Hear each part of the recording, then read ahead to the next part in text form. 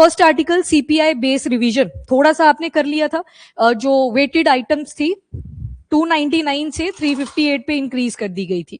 इसको थोड़ा सा और डेप्थ में देख लेते हैं ताकि कोई भी सवाल आया आप उसको अटेम्प्ट कर लो इजी।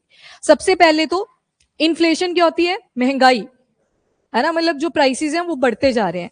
जो हमारी मिनिस्ट्री ने सेट करा है स्टैंडर्ड, या फिर मिनिस्ट्री की जगह पे हम बोल सकते हैं, इन्फ्लेशन को कौन टारगेट करता है? कौन सी कमेटी? मॉनेटरी पॉलिसी कमेटी, ठीक, जिसकी फॉर्मेशन हुई थी 2016 में। और 2016 में जब एंट्री हुई थी, कौन सा एक्ट था? आरबीआई एक्ट 1934, ठीक है। एमपीसी की फॉर्मेशन हुई। और एमपीसी वैसे तो देखो जो टाइम पीरियड रहता है गवर्नर वगैरह का, वो 3 साल का रहता है, पर अगर दोबारा से कोई गवर्नर बनना चाहे, गवर्नमेंट की भी सहमति हो, दोबारा से भी बन सकते हैं। और ये जो एमपीसी होती है, 1 साल के अंदर कितनी बार मीटिंग होती है? अरे नहीं, 6 बार, 2 महीने में बोला था। 4 तो वो साल थे, टेन्योर था, ये शायद मैंने पॉइंट बोला था मैंने, मुझे याद है। 1 साल में 6 बार ही मिलते हैं, 2-2 महीने के गैप के ऊपर, ठीक है। और उसके अलावा आपने देखे थे टेन्योर, तो जो 6 मेंबर्स थे, जो आपने देखे थे 3 और 3, एक आ गया आपका आरबीआई वाला सेटअप और दूसरा गवर्नमेंट वाला सेटअप। इनका टेन्योर तो इनकी जॉब के हिसाब से ही चलेगा। बाकी के जो 4 मेंबर्स थे उनका टेन्योर बताया था वो आपको 4 साल का, और वो तो चेंज भी नहीं हो, सॉरी, वो दोबारा से रिपीट भी नहीं हो सकते। एक बार ही बन गए, एक ही बारी वो सौभाग्य प्राप्त होता है इनको। तो ये सारी चीजें आपने एमपीसी से रिलेटेड पढ़ी थी। फिर वहीं पे आपने एक टर्म पढ़ी थी मैक्रो इकोनॉमिक और माइक्रो इकोनॉमिक। जैसे मैंने बोला अनएम्प्लॉयमेंट रेट को चेक करना ताकि इंप्लॉयमेंट प्रमोट करी जा सके, कौन से में आएगा? मैक्रो के अंदर। अगर मैंने बोला कोई कंपनी है नए प्रोडक्ट्स बनाना शुरू कर रही है, उसकी प्राइस सेटिंग करनी है, फिर माइक्रो में आ जाएगा, क्योंकि वहां पे तो एक कंपनी की बात कर रहे हैं, तो वो आ जाएगा आपके पास माइक्रो इकोनॉमिक। ओके, उसके बाद इन्फ्लेशन को सेट करने के लिए बोला था 4 ± 2%। तो फिर मैंने आपको एक स्केल भी बताई थी एक दिन, 1 2 3 4 5 6 7 8, ये आ गया सारा। मैंने एक स्केल बना दी है, मैं कहीं तक भी लिख सकती हूँ इसको। पर 4 ± 2 से हम क्या इंडिकेट कर रहे हैं कि 2 मिनिमम और मैक्सिमम कितना जा सकता है? 6 तक। अगर तो प्राइस बढ़ता जा रहा है, जैसे मान लो यहाँ पे 4% था, आगे 5% हो गया, तो इसको तो इन्फ्लेशन बोल दोगे। वैसे अगर 5 से 6 तक जा रहा है, इन्फ्लेशन बोल दोगे। आगे चलता जाएगा हाइपर इन्फ्लेशन की कैटेगरी भी आ सकती है, पर अभी के लिए इन्फ्लेशन ही वर्ड यूज कर लिया जाता है। अगर स्टैंडर्ड में ये जो 2 से लेके 6% तक का पैरामीटर है, अगर 6 से मान लो 5 आगे, फिर क्या बोलोगे? डिसइन्फ्लेशन जब तक पैरामीटर में है। 5 से 4 आ गया, डिसइन्फ्लेशन, डिस लगेगा तब तक। और अगर 2 से 1 की तरफ चल पड़ा, 1 से 0 या माइनस की तरफ, फिर क्या बोलोगे? फिर डिफ्लेशन वर्ड यूज करोगे। इतना आपने कर लिया था, ठीक। तो इसको मैं इरेज कर रही हूं, आई होप आपने नोट कर लिया। फिर इन्फ्लेशन भी आप 2 तरह से देख रहे थे, जैसे एक था हेडलाइन और दूसरा कोर।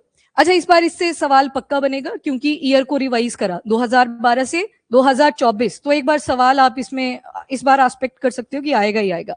हेडलाइन में और कोर में छोटा सा डिफरेंट था। एक बास्केट रहेगी यहाँ पे कमोडिटीज की, इसके अंदर फूड है, बेवरेजेस है, फ्यूल है, एवरीथिंग। अब मैं 2 टर्म्स पे ज्यादा फोकस करूंगी, वन इज फूड और दूसरा आएगा फ्यूल। अगर तो ये एलिमिनेट हो गए तो कहां पे बात होगी? कोर इन्फ्लेशन की। अगर ये इंक्लूडेड है, यानी कि एडिड है सारी कमोडिटीज के साथ, तो उसको क्या बोलेंगे? Headline inflation. तो अगर मैं लिखूं सीपीआई इन्फ्लेशन, तो इसमें क्या सीपीआई हेडलाइन इन्फ्लेशन, तो क्या इसमें फूड और फ्यूल आएगा? फ्यूल या एनर्जी भी लिखा हो सकता है, एक ही बात है वो, तो ऑब्वियस ही बात है आएगा। तो अभी जब आप सीपीआई इन्फ्लेशन के बारे में पढ़ोगे, वहां पे लिखा क्या जाएगा? सीपीआई इन्फ्लेशन, पर उसके अंदर फूड की बात भी हो रखी है, उसके अंदर फ्यूल, एनर्जी में आपका जैसे LPG, LNG, PNG. LNG, PNG क्या है? पाइपलाइन नेचुरल गैस, जो पाइप के जरिए ट्रांसमिट करी जाती है। सीएनजी जैसे प्रॉपर टैंकर्स होते हैं या सिलेंडर्स बने होते हैं, तो उसमें पाइपलाइन आ जाती है। तो जब सीपीआई हेडलाइन इन्फ्लेशन की बात हो रही है, मतलब ऐसी बास्केट जिसमें सारी चीजें इंक्लूडेड है।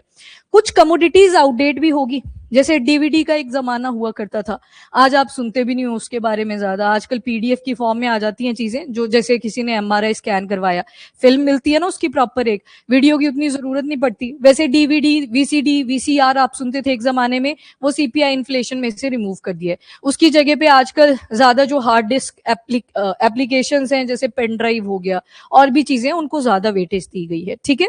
तो ये आएगा आपका इन्फ्लेशन। और इसी में आप देखते हो सीपीआई और डब्ल्यूपीआई। अब देखो जो होलसेल प्राइस इंडेक्स है इसका ईयर भी चेंज करने की बात करी गई है। अभी प्रपोज्ड ईयर वहां पे लिखा होगा, रिवाइज नहीं लिखा हुआ है। जैसे कंज्यूमर प्राइस इंडेक्स पहले कैलेंडर ईयर क्या था 2012, और यहाँ पे बेस ईयर क्या है 2011 से 12। तो अभी के लिए सिर्फ प्रपोज दिया गया है कि 2022 से 2023 करेंगे इसको। यहाँ पे हो चुका है रिवाइज, यहाँ पे रिवाइज ईयर लिखा हुआ है कितना 2024 कंज्यूमर प्राइस इंडेक्स। ठीक, तो ये तो अभी चेंजेस याद रखने हैं। वैसे एक इंडेक्स ऑफ इंडस्ट्रियल प्रोडक्शन भी होता है, उसका भी सेम प्रपोजल ईयर रखा हुआ है। जीडीपी का आप बेस ईयर पढ़ते हो क्या था 11-12, तो उसका भी प्रपोज ईयर क्या बोला हुआ है 2022-2023। अभी इसके लिए जो मीटिंग बैठेगी वो फेब 27 को बैठनी है। ठीक है, तो अगर चेंज होता है बेस ईयर तो आपको पता लग जाएगा। तो उस दिन हम जीडीपी को भी डिटेल में करेंगे, जैसे हमने मॉनेटरी पॉलिसी कमेटी और उसके रेगुलेशंस पढ़े थे। चलिए, अभी क्या सीपीआई का रिवाइज हुआ है रेट, पर आज के न्यूज़पेपर को देखना, वहां पे सीपीआई एक जगह भी आपको दिखाई नहीं देगा। पर हमें इसको थोड़ा सा डिटेल में करना है, कौन से इंडेक्सेस का यूज करा गया। वो जैसे जॉवियन एक टर्म आपने सुनी किसी ने, ये जॉवियन अभी नहीं सुनी, ठीक है। और उसके बाद लेस्पेयर, लेस्पेयर सुना, लेस्पेयर में क्या था। तो बस थोड़े थोड़े डिफरेंसेस हैं। फॉर्मूला एक याद होगा आपको, जब फिजिक्स पढ़ते थे इंटीग्रेशन का साइन बनता था, याद है, डिफरेंशिएशन करते थे, स्मॉल डी लिखा करते थे। कितने थे 11th-12th में जिन्होंने फिजिक्स रखा था या केमिस्ट्री, याद नहीं है तुम्हें ये वाला साइन? याद है ना, इंटीग्रेशन, हाँ वही वही इंटीग्रेशन। तो मैं फॉर्मूला नहीं बताऊंगी, मैं बस इतनी सी बात कर रही थी। लिंकिंग फैक्टर एक टर्म आएगी, मैं फॉर्मूला आपको नहीं बताऊंगी, उसमें ये इंटीग्रेशन वगैरह के साइन आपको दिख जाएंगे। आउट ऑफ क्यूरियोसिटी आप चेक कर सकते हो एक बारी गूगल पे, पर पेपर में कोई नहीं आपसे पूछेगा, अगर पूछ लिया तो वो बेतुका होगा, क्योंकि जो अपने डिपार्टमेंट्स होते हैं वही इन सारी चीजों को यूज करते हैं, फॉर्मूला एंड ऑल। चलिए जी, तो सबसे पहले इन्फ्लेशन की अगर बात करें तो इन्फ्लेशन सबसे इंपॉर्टेंट मैक्रो इकोनॉमिक इंडिकेटर है। आरबीआई, और जब आपने मॉनेटरी पॉलिसी पढ़ी थी, बार बार आपने लिक्विडिटी एडजस्टमेंट रेशियोज पढ़े, repo rate, reverse repo rate. Main focus क्या था, इन्फ्लेशन को टारगेट करना, कि इन्फ्लेशन जो है वो पैरामीटर की रेंजेस में ही रहे। लिक्विडिटी यानी कि पैसे का फ्लो कितना करना है पब्लिक के पास, उसके ऊपर उन्होंने फोकस करा था। तो मतलब ये मैक्रो इकोनॉमिक इंडिकेटर है जब आप इन्फ्लेशन की बात करते हो। हाँ हाँ चेतना, बिल्कुल बिल्कुल, 11th-12th में मैथ्स में भी आप इंटीग्रेशन वगैरह डिफरेंशिएशन पढ़ते थे, डिवाइड करते थे। आज तक समझ नहीं आई मुझे, तो मैं तो याद ही कर लिए थे आधे, तो चलो डेरिवेशन ही हो जाती थी। हाँ बिल्कुल वही वाला। अब सीपीआई की जब आप बात करते हो तो सबसे पहले जब ये इन्फ्लेशन को चेक करता है तो इसमें गुड्स भी आएंगी, सर्विसेज भी आएंगी। जबकि होलसेल प्राइस इंडेक्स जब आप देखते थे तो उसमें क्या आता था, सिर्फ गुड्स के ऊपर फोकस किया जाता था नहीं, मतलब अभी भी करते हैं।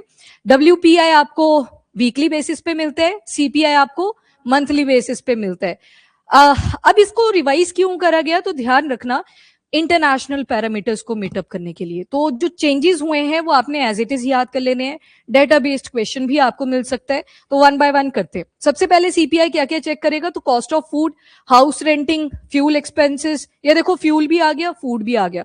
तो सीपीआई हेडलाइन इन्फ्लेशन, हेडलाइन बोल दी ना, तो हेडलाइन में सारी ही कमोडिटीज आएंगी। अगर कोर की बात करी होती तो वहां पे फूड एंड फ्यूल नहीं आना था, तो इसको तो याद ही कर लो। इवन यूपीएससी 2024 के मेंस के पेपर में हेडलाइन और कोर इन्फ्लेशन पे डिफरेंशिएशन पूछी थी कि दोनों में फर्क क्या पड़ता है। तो जो फूड एंड फ्यूल है, सबसे ज्यादा जो प्राइसेस फ्लक्चुएट करते हैं वो इन्हीं कमोडिटीज के करते हैं, तो मेन लाइन वही थी वहां पे। ओके, तो सीपीआई कैसे एक्ट करता है कि डेली लाइफ पे क्या क्या इंपैक्ट्स पड़ेंगे, उसके लिए एक तरह से शीशे का काम करता है, मिरर का काम करता है। जब आपने बात करी होलसेल प्राइस इंडेक्स की, बोलते हैं ना कि वो तो होलसेल पे प्रोडक्ट्स खरीद के लाया था तो उसको सस्ती पड़ गई, तो इसी लेवल तक ये बात करता है जब बल्क में कोई मटेरियल परचेज करा जाता है। पर वो जो बल्क में मटेरियल किसी ने परचेज करा वो भी तो फर्दर सेल आउट करेगा, तो सेल आउट जब होगा तो वो कौन से वाला इंडेक्स यूज होएगा, consumer price index.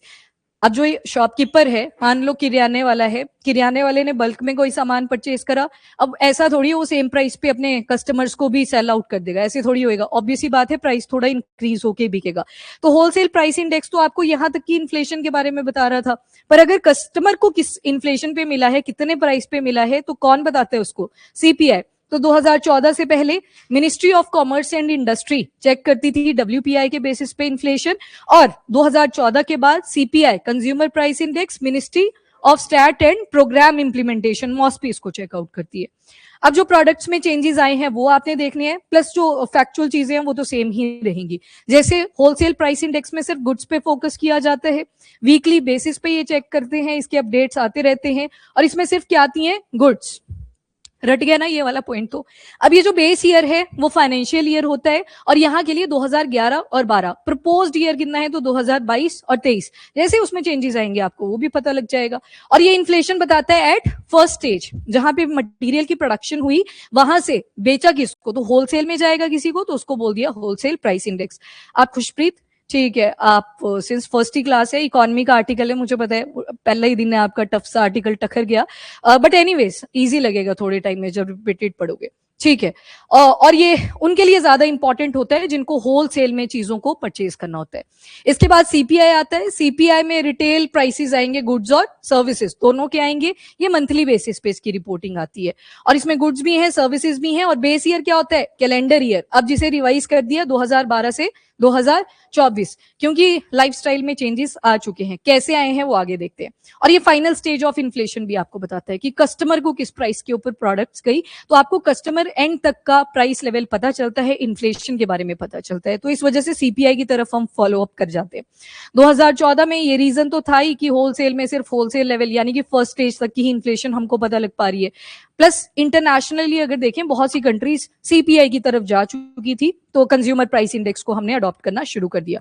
Now this is one of the important thing जो आपने एज इट इज लर्न कर लेनी है, और इसको आप मेंस के अंदर एक्सपेक्ट कर सकते हो, ये क्वेश्चन पूछा जा सकता है आपसे, क्योंकि इन्फ्लेशन से रिलेटेड आता है, वो मैक्रो इकोनॉमिक्स का पार्ट है, अनएम्प्लॉयमेंट के ऊपर सवाल आता है तो इन्फ्लेशन पे भी आ सकता है। जैसे ओटीटी यानी on the top streaming subscription, Netflix आ गया, अब इसमें प्रीपेड भी एडेड है, पोस्ट पेड भी एडेड है, एक लाइन बन जाए अगर ये प्रीपेड ही ऐड करे गए तो वो गलत होएगी, प्री भी एडेड है, पोस्ट पेड सब्सक्रिप्शंस भी एडेड है इसके अंदर।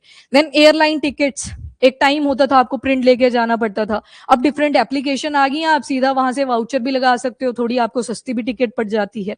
और उसके अलावा टेलीकॉम प्लान्स आ गए इसमें, अभी एक बॉडी भी आएगी त्राई, त्राई कौन सी है, telecom regulatory authority of India, तो ये भी आ जाएगी। E commerce pricing, e commerce platform के ऊपर जो भी चीजें आप परचेज कर रहे हो। इसके बाद वियरेबल फिटनेस बैंड्स, 2020 से पहले जाओगे ऐसे बैंड्स, वो जो आपकी हार्ट बीट भी बता देते हैं, पल्स रेट भी बता देते हैं, सारे नहीं परचेज करते थे, हाँ जो हाई फाई लोग यानी कि सेलिब्रिटी हो गए उनके हाथों में आपने देखी होगी।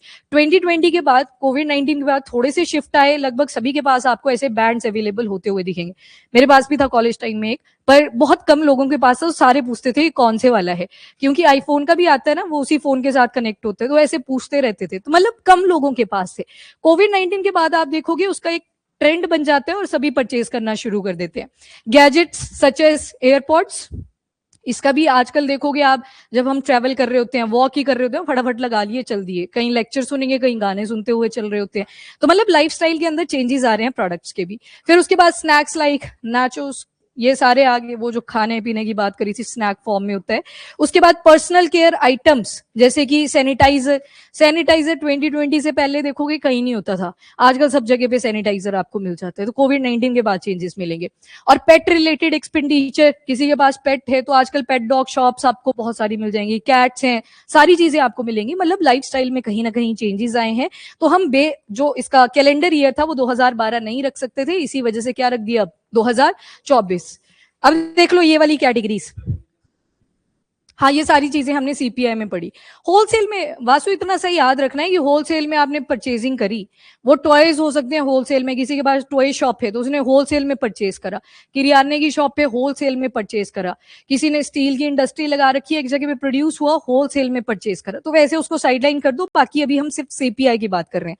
अब देख लो ये कैटेगरीज, अब यहाँ पे एक टर्म लिखी है वेटेड आइटम्स। वेटेड आइटम्स होती है आपकी हमेशा कुछ इस तरह से निकल के आएगी, जैसे चावल की बात करूं मैं अगर, तो चावल भी बड़े सारे वैरायटीज के हैं, आपने जीरा फूल राइस पढ़ा एक दिन, नॉर्मल राइस होता है, बासमती राइस होती है, यहाँ पे राइस को एक सिंगल कमोडिटी की तरह इंक्लूड करा जाएगा, उनकी वेटेज होगी यहाँ पे कि जो राइस है उसको इतनी वेटेज हम दे रहे हैं। अब राइस भी तो फूड का ही पार्ट है, तो फूड के अंदर ही हम राइस को इंक्लूड कर देंगे, समझ गए। तो ये जो लिखा जाता है ना बार बार वेटेड आइटम्स या वेटेड प्राइस, तो इसका मतलब यही है कि वेटेज दी जाएगी हर एक कमोडिटी को। अब याद रखना पहले ना 6 ग्रुप्स थे, कैटेगरीज देखोगे तो 8 लिख देते थे, मतलब और सेग्रीगेट करके, पर 6 ग्रुप्स हुआ करते थे। अब सीपीआई के अंदर 6 ग्रुप्स नहीं रहेंगे, अब कितने हो जाएंगे 12, डबल कर दिए गए हैं, मतलब और ज्यादा सेग्रीगेशन अभी आ रही है उन 12 ग्रुप्स के ऊपर भी। पर पहले वेटेड आइटम्स का लगा आपको पता, यहाँ पे वेटेज दी जाएगी, जैसे एवरेज नहीं निकालते थे, एक पिक्चर को ध्यान से देखना, जैसे 36x लिखा हुआ है, इसको 18x लिखा है, 6x लिखा हुआ है, ये डेली फूड आइटम आ गई आपकी। जैसे एक ही थाली के अंदर मल्टीपल प्रोडक्ट्स लिखी हुई हैं तो इसको एक ही तरह से काउंट करा जाएगा। ऐसे नहीं होगा कि पोहा अलग से काउंट हो रहा है, राइस अलग से काउंट हो रही है, या राइस की भी कौन सी वैरायटी है वो अलग से काउंट हो रही है, उनको वेटेज दी जाएगी। अभी वेटेज का और एग्जांपल आएगा आगे, उसको भी देखना। यहाँ पे आ गया मंथली रेंट। अब सभी का इंडिविजुअली यहाँ पे मंथली रेंट नहीं चेक करा जाएगा, रूरल और अर्बन का आपको डेटा प्रोवाइड कर दिया गया है। रूरल एरिया में कितनी रेंटिंग करी जाती है उसका डेटा अलग से प्रोवाइड कर दिया है, पर रेंट को कैसे काउंट करोगे आप? As a single entity. जैसे एक दिन याद होगा आपको that is global fire power index पढ़ा था, उसमें क्या बोल रहे थे, सिंगल एंटिटी की तरह काउंट करा जाएगा। एक एयरक्राफ्ट आपने मान लो 1990s में डेवलप करा था, एक आपने 2024 में बनाया, पर उन दोनों को इंडिविजुअल एंटिटी की तरह काउंट करा जाएगा क्योंकि आपने अपग्रेडेशन करी है, तो उनको सिंगल एंटिटी की तरह। यहाँ पे एक थाली को एक एंटिटी की तरह काउंट करा जा रहा है। अब सारी थालियां मैं इकट्ठी काउंट कर लूं तो उसको एक एंटिटी की तरह बोला जाएगा। फूड हो गए, बेवरेजेस हो गए, एक कैटेगरी बना दी, उसी के अंडर सारी ये आइटम्स इंक्लूड होंगी। नहीं तो फिर बड़ा कुछ याद करना पड़ेगा ना आपको, अदरवाइज एक ही परसेंटेज याद रखनी है। तो ये आ गया। और दूसरी चीज जो आपने ध्यान में रखनी है, बेस ईयर। बेस ईयर अब क्या बोला, 2024। तो अब जैसे मान लो एक टाइम पे जो थाली पड़ रही थी वो 120 रुपए की पड़ रही थी। अब बेस ईयर क्या है मेरे पास, 2024, तो उसको मैं आइडियल कंडीशन में ले लूंगी 100, तो यहां से ही कैलकुलेट होएगा। अगले साल मान लो ये 120 से 130 की होगी, तो अगेन बेस ईयर क्या रहने वाला है, 100। 100 में से निकालते हो ना परसेंटेज, तो अब 100 को आप बेस में ही लिखते चलोगे और इसके साथ कैलकुलेट करते जाओगे। वैसे तो इंटरनेशनली अगर पैरामीटर्स पे देखें, सीपीआई आपका 3 से 5 साल के अंदर चेंज होना चाहिए, पर हमने बहुत ज्यादा डिले कर दिया। डिले के मल्टीपल रीजंस हैं, बीच में डिमोनेटाइजेशन आ गई थी, फिर जीएसटी इंपोज हो गया था, फिर सब ठीक होने लगा तो कोविड-19 आ जाता है, तो बड़ी ज्यादा बीच में हर्डल्स आई, तो हमने चेंज नहीं किया सीपीआई, जो रिवाइज होना चाहिए था ईयर फ्रॉम 2012 और जो भी 5 साल आगे के आने थे। जैसे 2012 5 ऐड कर दो तो यहाँ पे 2016 में आ चुका है डिमोनेटाइजेशन, उसी के अगले साल जीएसटी आ गया, तो रिवाइज करने का तो टाइम ही नहीं लगा अपने को। तो इंटरनेशनल पैरामीटर्स पे अगर देखें, ये वाला जो वेटेड आइटम्स का है, जो आपने पीछे देखा ना ओटीटी प्लेटफॉर्म एंड ऑल, वैसी कैटेगरीज अगर आप टोटल समअप कर लो, गुड्स एंड सर्विसेज, सर्विसेज में जैसे ओटीटी प्लेटफॉर्म आगे, गुड्स में एक एग्जाम्पल बताओ जो पीछे आपने पढ़ा, पेट प्रोडक्ट्स आगे, वो गुड्स में काउंट हो जाएंगी। वैसे आपने एयरपॉड्स पढ़े, वो भी किस में काउंट हो जाएगा, गुड्स, टेंजिबल है ना, टच, इजी टू टच है, तो वो सारी चीजें। पहले कितनी थी, 259 थी 2012 जब बेस ईयर हुआ करता था, अब कितना हो चुका है ये 308। वैसे सर्विसेज में देखोगे पहले कितनी थी, 40 थी, अब ये कितनी हो चुकी है, 50। तो याद रखना ये जो ओवरऑल बास्केट के अंदर पहले टोटल 299 आइटम्स हुआ करती थी, अब कितने पे आ चुकी हैं ये 358 के अंदर। ये याद रह जाएगा। ये वाली स्टेटमेंट आ सकती है पेपर के ऊपर, क्योंकि इसके लिए स्पेशल अलग से भी आर्टिकल्स आए। क्यों? क्योंकि नेटफ्लिक्स हो गया, जियो हॉटस्टार, डिज्नी, ये सारी चीजें बाद में ज्यादा फ्लरिश हुई हैं। कोविड-19 के टाइम पे आपको सब्सक्रिप्शन की जरूरत पड़ी होगी, क्योंकि आपका जो लाइफस्टाइल था वो घर से ही चल रहा था, आपको बाहर आने जाने नहीं मिल रहा था। अदरवाइज पहले आपको इतनी जरूरत नहीं पड़ रही थी नेटफ्लिक्स की, बाद में उनकी सब्सक्रिप्शन आने लगी कि खरीद ही लेते हैं, सस्ती है सब्सक्रिप्शन, खरीद लेते हैं। टेस्ट सीरीज की बात आया, ये तो महंगी है बहुत ज्यादा, 200 रुपए की बोल रहे हैं 10 पेपर, उसके लिए सोचोगे, नेटफ्लिक्स के लिए नहीं सोचोगे। तो ये सारी चीजें हैं, ये बाद में ऐड हुई। तो प्रोडक्ट्स का नंबर याद रखना है, 308 गुड्स हो चुके हैं और सर्विसेज में 50, तो टोटल आ गया 358। ये वेटेड आइटम्स की कैटेगरी थी। ये देख लो, ये सारा मैंने आपको बता दिया। मतलब जो वेटेड आइटम्स बार बार बोला जा रहा है वो एवरेज निकाला गया है एक तरह से। आप सारे राइस की वैरायटीज को अलग अलग से नहीं काउंट कर सकते, वो as a single entity count हुआ है, ठीक है। वेटेड आइटम लिखा होगा, लग जाएगा ना पता, सारी चीजों की वेटेज यहाँ पे कैलकुलेट करी गई है। अब देख लो, ये इन्फ्लेशन इंडाइसिस है, कौन उसको रिवील करता है, एक फैक्चुअल सा इन्फो है। जैसे सीपीआई या तो रूरल है या अर्बन है, मतलब पूरे पैन इंडिया लेवल पे एक ही बॉडी करेगी, that is MoSPI, ministry of stat and programme implementation, और उनका भी कौन सा, नेशनल स्टैटिस्टिक्स ऑफिस, तो यही चेक करेगा। कंज्यूमर फूड प्राइस इंडेक्स को चेक करना है, same body. Then housing index को चेक करना है, सेम बॉडी। तो ये फैक्चुअल सी इन्फो है जो आपने एज इट इज याद कर लेनी है। देन उसके बाद CPI industrial worker wage rate index, CPI rural labours, मतलब लेबर जहां पे भी आएगा, वर्कर्स की जहां पे भी बात होगी वहां पे आपकी लेबर मिनिस्ट्री चेक करेगी और उनका भी लेबर ब्यूरो। इसके बाद होलसेल प्राइस इंडेक्स, कौन सी मिनिस्ट्री थी, commerce and industry, ministry of commerce and industry, और इनका इकोनॉमिक एडवाइस चेक करेगा। तो ये तो फैक्चुअल इन्फो है, एज इट इज ही आपको याद करनी पड़ेगी। पढ़ा होगा आपने मॉस्पी के बारे में, हो गया ये मॉस्पी एज अ बॉडी। इसकी भी फर्दर अभी नहीं हुआ, ठीक है, इसकी भी फर्दर ब्रांचेस हैं, वो आप डिटेल में करते हो। तो अभी मैंने जस्ट बता दिया आपको जो सीपीआई से रिलेटेड ज्यादा इंपॉर्टेंट था। ओके जी, तो प्राइमरी इंडिकेटर होता है इन्फ्लेशन को चेक करने के लिए आरबीआई का भी। तभी तो इतनी बड़ी आपने जो रेपो रेट पढ़ी, रिवर्स रेपो रेट पढ़ी, क्या हो रहा था उसमें मेनली?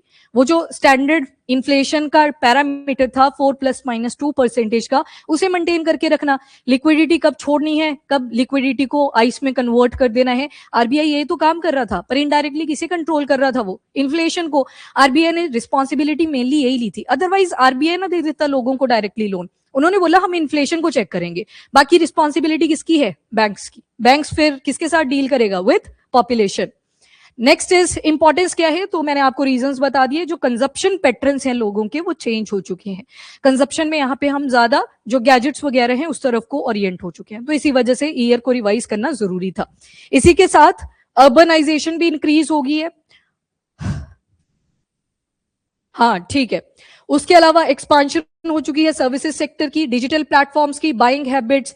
पहले आप ऑफलाइन जाना ज्यादा प्रेफर करते थे कपड़े परचेज करने के लिए, अब ऑनलाइन ज्यादा प्रेफर करते हो कि फटाफट से यहीं देख लेते हैं। प्राइस भी आपको ज्यादा ड्यूरेबल ऑनलाइन पे मिल जाते हैं रादर देन ऑफलाइन।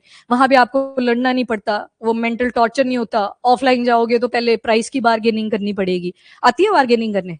कितनों को आ जाती है? ठीक है, गुड। बाकी वो नहीं आती, क्योंकि आप ऑनलाइन परचेजिंग ज्यादा करते हो ना, तो ऑफलाइन वालों की आती है। मुझे भी ठीक ठाक आ जाती है, पेरेंट्स ले जाते हैं कि इसको ले चलते हैं साथ में। जब मुझे पसंद नहीं है वैसे ऑफलाइन, टाइम वेस्ट बहुत होता है।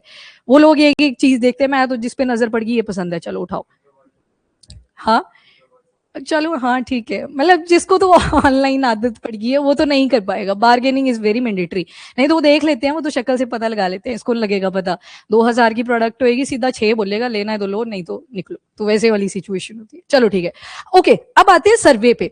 ये जो सारी वेटेड आइटम्स ऐड करी, प्राइसेस में जो परसेंटेज है उसको चेंज करा गया। सर्वे कौन सा हुआ? तो सर्वे याद रखिएगा, हाउस होल्ड कंजप्शन एक्सपेंडिचर सर्वे। और यहाँ पे डेटा मिलेगा आपको किस फिस्कल ईयर का? तो 2023-2024। सर्वे तो करना जरूरी था ना। तो यहाँ पे मार्केट्स में जाते हैं, टीम्स जाती हैं, प्रॉपर एक्सपर्ट्स होते हैं, जो मिनिस्ट्रीज होती हैं उनके डिपार्टमेंट के पर्सन होते हैं, वो सारे जाते हैं इसमें। और इवन एकेडमिशियंस भी इसमें इंक्लूडेड होते हैं, जो इकोनॉमिक्स के डिपार्टमेंट में लोग होते हैं उनको भी ले जाते हैं कि अगर आपने रिसर्च पेपर वगैरह लिखना है तो आप भी चल सकते हो, सर्वे करने में और ईज हो जाती है। तो हाउस होल्ड कंजप्शन एक्सपेंडिचर सर्वे 2023-24। अब हायर वेट दे दिया गया है आइटम्स को, जितनी ज्यादा स्पेंडिंग हम कर रहे हैं। स्पेंडिंग आजकल आप देखोगे गैजेट्स वगैरह के ऊपर ज्यादा हो रही है, इसी वजह से वेटेड आइटम्स में इंक्रीज होता हुआ आपको दिखेगा। और उनको लोअर वेटेज दे दी है जिनको अब हम लोग कम परचेज कर रहे हैं, तो उनको उतनी वेटेज की अब जरूरत नहीं पड़ी। तो मतलब जो कंजप्शन बास्केट है इसके अंदर इमर्जिंग ट्रेंड को इंक्लूड करा गया है। जैसे आप पेपर देखते हो पीवाईक्यू, क्या देखते हो उसमें? ट्रेंड एनालिसिस करते हो, कहीं तो पूरा साल ही ट्रेंड एनालिसिस करते रह जाते हैं। तो वैसा नहीं करना है। इस सर्वे में बोला कि एक बार इमर्जिंग ट्रेंड क्या क्या है, कहां पे ज्यादा कंजप्शन कर रही है, उसको भी नोट कर लेना है। देन उसके बाद मेथोडोलॉजिकल क्या है, तो इंटरनेशनल स्टैंडर्ड्स को हमने मीटअप करना था, आ रही उस बॉडी के ऊपर भी। तो उसे मीटअप करने के लिए 2018 में यूनाइटेड नेशन का एक फ्रेमवर्क आया था, तो उसी को हमने मीट करना था। वो 18 का आया था, पर मैंने बता दिया ना बीच में डिस्टर्बेंसेस बहुत ज्यादा आई, तो हमारा रिवीजन जो था ईयर का वो थोड़ा डिले कर गया। उसके बाद computer assisted price collection, real time integration करी गई है। ऑनलाइन प्लेटफॉर्म्स इतने सारे आगे हैं, इतने सारे पोर्टल तो आपने पढ़ लिए हैं, मतलब आपको ऑनलाइन डाटा की अवेलेबिलिटी है। तो सर्वे तो करेंगे, प्लस कंप्यूटर्स का भी यूज करा गया ताकि मैनुअल एरर्स रिड्यूस करे जा सके। शायद आप लिख रहे थे, किसी ने बोला 35, आपको सुन गया 53, उल्टा सुन गया, तो वो भी पॉसिबिलिटी थी, मैनुअल एरर्स आने के चांसेस थे। कंप्यूटर से वो चीज ठीक रहती है, मतलब जब आप आर्टिफिशियल इंटेलिजेंस वगैरह को इंटीग्रेट कर रहे हो, रियल टाइम डाटा चेक्स कर रहे हो, टाइमलीनेस एंड क्वालिटी मेंटेन हो रही है जब आप टेक्नोलॉजी को इंटीग्रेट कर रहे हो। आज क्या हुआ? आज बड़े सुस्त तो सारे, क्या हो गया? ठीक है सब? ठीक है, अच्छा एक क्लास लगा ली आपने? ठीक है, तो वो तो हिमाचल वालों ने लगाई होगी, बाकी थोड़े ऐसे सीधे हो जाओ, स्पाइनल कॉर्ड, अपने चक्रास को एक्टिवेट करो। पढ़ा है इसके बारे में? ऐसे 7 चक्र होते हैं, हाँ तो सीधे रखो तभी एनर्जी का फ्लो चलेगा। हाँ है, हो गया, चलो ठीक है। अच्छा, कहाँ कहाँ से डेटा को कलेक्ट करा गया? तो जैसे मिनिस्ट्री ऑफ रेलवे आ जाएगी, रेलवे फेयर्स के बारे में अगर आपको डिटेलिंग चाहिए थी। डिपार्टमेंट ऑफ पोस्ट आ जाएगा। डिपार्टमेंट ऑफ पोस्ट कौन सी मिनिस्ट्री के अंडर आता है? सोच के बताना, बस ठीक है। इसको एक बार आप रीड करोगे, मैंने 2-3 बार बताया है आपको, फिर से भूल चुके हो। बड़ा ज्यादा हाईलाइट कर रहा था कि पोस्ट आएगा तो आप मैक्सिमम ये वाला टिक कर सकते हो, पर ये वाला करना था। हाँ नहीं, आप देख ही लें, ट्रांसपोर्ट तो कहाँ ही आएगा वासु, पोस्ट नहीं, बस ठीक है। ये आप एक बार रीड करोगे, आपने पढ़ रखा है इसको, रिलैक्स रहो। उसके बाद बस छोड़ दो fuel prices, public distribution system prices. अच्छा, पीडीएस का भी जरूरी था ना सर्वे, क्यों? एफसीआई परचेज करती है इतना सारा grain from farmers, FCI is food corporation of India, और पीडीएस के जरिए फिर, और कौन सा एक्ट था? हाँ, सिक्योरिटी एक्ट। तो मतलब उनको डिस्ट्रीब्यूशन करनी है पीडीएस के अंडर, तो ये भी जानना हमारे लिए जरूरी था।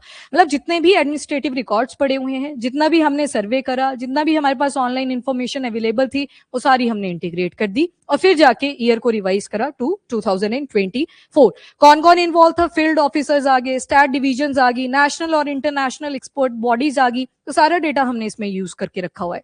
ये देख लो, इकोनॉमिस्ट भी आते हैं, उनसे कंसल्टेशन ली जाती है। इकोनॉमिस्ट मतलब जिसे इंटरेस्ट हो इकोनॉमी के अंदर, जिसे नॉलेज हो उस चीज की। एंड देन बॉडी कौन सी आ गई, मिनिस्ट्री कौन सी आ गई? MoSPI, ministry of stat and programme implementation. Accurate data, up to date data और कंसिस्टेंट डेटा की अवेलेबिलिटी अब आपको 2024 के हिसाब से मिलेगी। कंजप्शन बिहेवियर और मार्केट स्ट्रक्चर जो पिछले 10 सालों से चेंज हुए हैं, उसी के बेसिस पे अब सारी चीजें रिवाइज कर दी गई हैं। ये याद रख लेना है, मैंने अगेन बोल दिया आपको। 358 है अब वेटेड आइटम्स 299 में से, 308 होगी हैं गुड्स की कैटेगरी में और 50 आ जाएंगी सर्विसेज की कैटेगरी में। पीछे तक आवाज ठीक आ रही है? ठीक है। अब ये आ गया डेटा कलेक्शन। अब इसमें बोला ना, कंप्यूटर के साथ साथ कुछ सर्वे भी कंडक्ट करे गए हैं, जैसे रूरल मार्केट, स्टेट एग्जाम, जहां पे पंचायती राज इंस्टीट्यूशन की इंपॉर्टेंस है, वहां के लिए डेटा इंपॉर्टेंट है। तो सबसे पहले तो इवन आज हिमाचल का बजट भी शुरू होने वाला है, तो वहां पे भी आपको सेम साइड डेटा मिलेगा, इसकी भी तो मेंशनिंग करी जाएगी। तो रूरल मार्केट कितनी कवर करी गई है? 1465, जो पहले 1181 के आसपास थी। अर्बन मार्केट्स को देखोगे तो 1395, जो पहले 1114 के आसपास थी। रूरल वाला आपसे पूछा जा सकता है अगर आप स्टेट एग्जाम को देते हो, तो ये डेटा आपने ध्यान रखना है। इसके बाद 12 ऑनलाइन मार्केट प्लेसेस भी इंक्लूड करेंगे for the first time. Online market places लग गया पता, वो जो हार्ट्स वगैरह होते हैं, देन आपकी सब्सक्रिप्शंस आ गई नेटफ्लिक्स एंड ऑल की, तो 12 ऑनलाइन मार्केट प्लेसेस को भी इंक्लूड करा गया। स्ट्रक्चरल चेंजेस कहां पे हुए? तो पहले कितने ग्रुप थे? 6, अब डबल हो चुके हैं 12। 6 से कितने कर दिए? 12 ग्रुप्स कर दिए। Important again. और रिवाइज्ड वेट्स लग गया ना पता। अब रिवाइज वेट की जब मैं बात कर रही हूं, तो वो जो एक्स की फॉर्म में एवरेज निकाला था कि फूड के लिए 36 एक्स के पास आया, या रेंटिंग के लिए 18 प्लस एक्स के पास आया, एंड सो ऑन, और डिवाइड कर दो जितनी भी आपके पास कमोडिटीज होंगी, तो जो भी वेटेज निकल के आएगी उस हिसाब से कैलकुलेशन करी जाएगी। तो ये रिवाइज्ड वेट्स है गुड्स के। अब देख लो ये नई नई कैटेगरीज क्या क्या हैं, तो ये यहां से भी आप पढ़ सकते हो, मैंने आगे टेबल्स भी लगाए हैं, वहां से भी आप देख सकते हो दिस वन। अब मैं बता देती हूँ आपको कौन सा लर्न कर लेना है। जैसे एजुकेशन में अगर पढ़ाई की बात करोगे तो वो सर्विस हुई ना, मैं बोल रही हूँ आप सिर्फ सुन रहे हो, वो सर्विस आ जाएगी। पर वहीं पे जो नोट्स आपको फिजिकल फॉर्म में मिलेंगे या स्टेशनरी या बुक्स आपको दी जाएंगी, वो स्टेशनरी के अंडर काउंट होगी। पर एजुकेशन जब बोला वो as a single entity count होगी, क्योंकि यहाँ पे हम एवरेज के बेसिस पे देख रहे हैं। लग गया पता एग्जाम्पल से? एजुकेशन का सीधा याद कर लो 3.33%, सीधा ही याद कर लो एजुकेशन का 3.33%। क्वेश्चन अगर आया तो ये नेशनल एजुकेशन पॉलिसी के साथ इंटीग्रेट होके आ सकता है। मतलब पढ़ते टाइम जो भी चीजें आपको रिक्वायर्ड हैं गुड्स और सर्विसेज के फॉर्म में, सारी चीज को इकट्ठा बोलोगे तो 3.33% रह जाएगा याद। Education is important. उसके बाद खाने पीने के बिना तो काम चल ही नहीं सकता। तो यहाँ पे जब रिवाइजिंग करी गई 2012 के हिसाब से 45.86% था for the food and beverages 2012 के हिसाब से। इसको रिड्यूस करा गया है क्योंकि अब आप देखोगे प्रोसेस फूड की तरफ ज्यादा कंजप्शन आ रही है, तो इसको रिवाइज कर दिया गया और इसे ले आए हैं अप टू 36.75%। तो इसमें रिवाइज जो करा गया है, चेंजेस आपको मिलेंगे, रिडक्शन करी गई है।